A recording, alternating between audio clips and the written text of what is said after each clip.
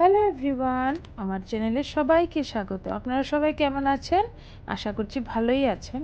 আমরাও ভালো আছি। সকালবেলা আমার স্নান হয়ে গেছে, স্নানটা করে ঠাকুর ঘরে চলে আসলাম। ঠাকুর ঘরটা মুছে নিচ্ছি, আজকে পুজো দিয়ে দেব। মেয়ের আজকে স্কুল নেই, তো ঠাকুর ঘর মুছে আমার হয়ে গেছে, বাসনও ধুয়ে নিয়েছি। এখন পুজোটাও দিয়ে দিচ্ছি, কেন কি মেয়ের যেহেতু স্কুল নেই এই জন্য তাড়াতাড়ি করে নিচ্ছি সব। ও স্কুলে চলে গেলে একটু দেরি হয়, ওকে বাসে উঠিয়ে দিয়ে এসে তারপরে স্নান করি আর কি।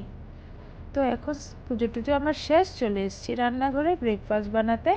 তো মেয়েকে বলেছি আজকে কী খাবে, ও বলছিল সুজি খাবে, তো সুজি করে নিচ্ছি।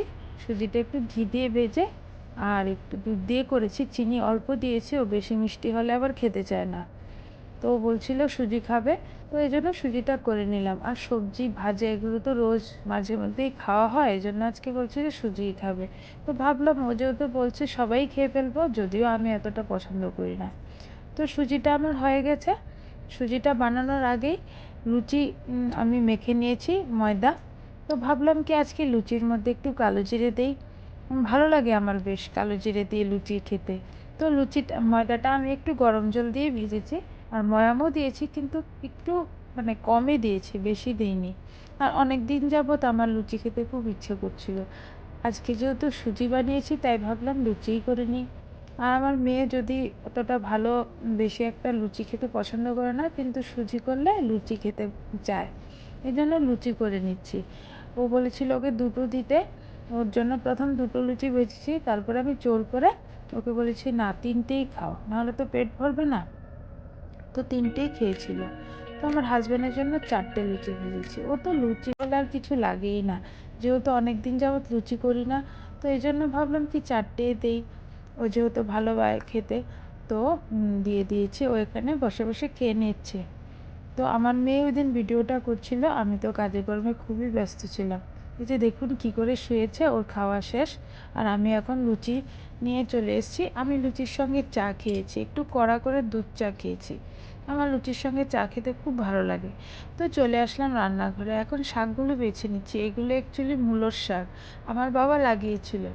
আর ওদিন আমার বাড়িতে গেছিলাম, মা বাবা তো কলকাতায় গেছে ডাক্তার দেখাতে, তো বাবা বলছিল শাকগুলো নিয়ে যা, নাহলে সব নষ্ট হয়ে যাবে। আর জানেন কতদিন যাবৎ বাজারে ফ্লাড হওয়াতে কোনো মাছ টাছ নেই, আজকে আমরা নিরামিষ খাবো। তো এই জন্য সবজি কেটে নিয়েছি, আর এখানে কারকল পুর বানাবো। আর এখানে কিছু মটর ডাল ভিজিয়ে নিয়েছি গরম জলে, আর শাক কেটে নিয়েছি। মটর ডালটা গরম জলে ভেজানোর কারণ হলো যাতে ভালোভাবে ভিজে আর পেস্ট করতে পারি। এখানে ফল কেটে মেয়েকে দিয়ে দিয়েছি। আমার হাজব্যান্ডের জন্য কেটেছি, মেয়ে সবগুলো খাবে না, আমি আর আমার মেয়ে খাবো, তাই ওকে দিয়ে দিলাম। আর হাজব্যান্ডকে ডেকেছি ফল খেয়ে যাওয়ার জন্য। তো আমার মেয়ে খাচ্ছে অল্প, আর আমি খেয়ে নিয়েছি। এখন ডালের বড়া করে নিরামিষ তরকারি করব। তো ডালটা আমি পেস্ট করে নিয়েছি আর ছোটো ছোটো করে বড়া ভাজছি, বেশ ভালোই লাগে খেতে। আর এখানে আমার শাকটা হয়ে গেছে, মুসুর ডাল দিয়ে এই মূলোর শাকটা বানিয়েছি। শ্বশুরবাড়িতে এসে এই শাকটা খাওয়া শিখেছি। আগে খেতাম বেগুন ভেজে কালো জিরে ফোড়ন দিয়ে, কিন্তু আমার শাশুড়ি এরকম করে রান্না করে, বেশ ভালোই লাগে খেতে। আর আমিও এখন থেকে রান্না করলে এরকম করেই রান্না করি। আর এখানে বড়াগুলো একদম মোটামুটি ভেজে নিয়েছি, তারপরে ওকে বলছি আমার হাজব্যান্ডকে যে তুমি খাবে না।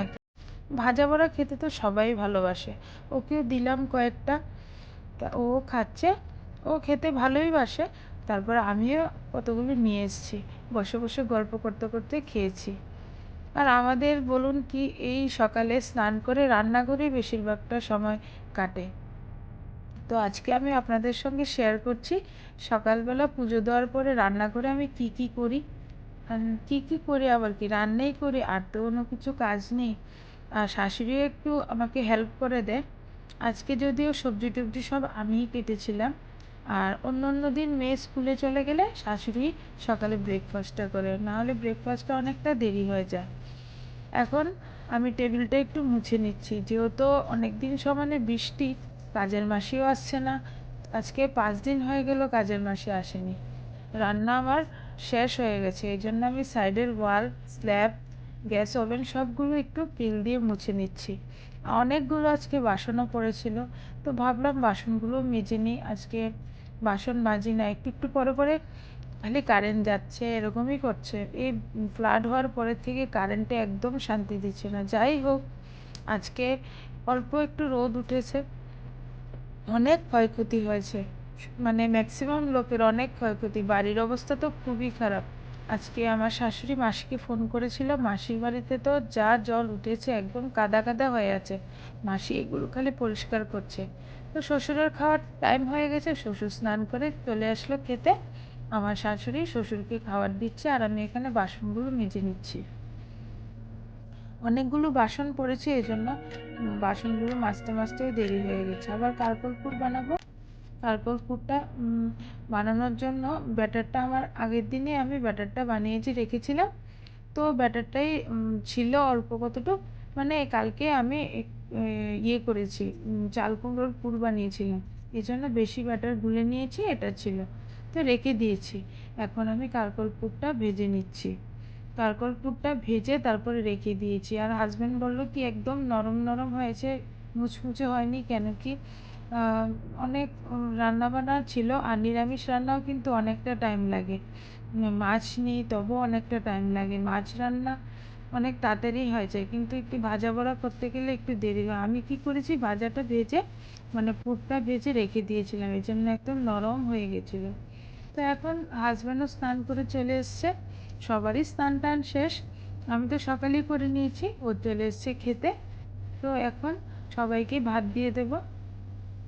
তো আমার শাশুড়িও একটু গ্লাসে জল টল নিয়ে দিচ্ছে। তো আমার মেয়ে বসেছিল পড়তে, আর ওর তো স্কুল প্রথম তো 2 দিন বন্ধ দিয়েছিল, এরপরে আবার বন্ধটা বাড়িয়ে দিয়েছে ফ্লাডের জন্য, অনির্দিষ্টকালের জন্য বন্ধ। কিন্তু আজকে মেসেজ পাঠালো কি মানডে থেকে স্কুল খুলবে আর এক্সামও শুরু হবে মানডে থেকেই। এক্সামটা তো শুরু হওয়ার কথা ছিল 22 তারিখ থেকে, এখন মানডে থেকেই শুরু হবে। তো আমি এখন বসে গেলাম খেতে। আজকে এতটুকুই রাখছি। নতুন আরেকটা ব্লগ নিয়ে আপনাদের সামনে খুব তাড়াতাড়ি আবার আসবো। সবাই ভালো থাকবেন, সুস্থ থাকবেন, সাবধানে থাকবেন। আর আমি সবাইকে খাবার দিয়ে সবার খাওয়া হাফ হয়ে যায়, তারপরে আমি খেতে বসি, এরকমই হয় আমার সাথে। সবাইকে আগে দিই, তারপরে আমি খাই, এই আর কি। তাহলে আজকে আসছি নতুন একটা ব্লগ নিয়ে, খুব তাড়াতাড়ি আবার আপনাদের সঙ্গে দেখা হচ্ছে।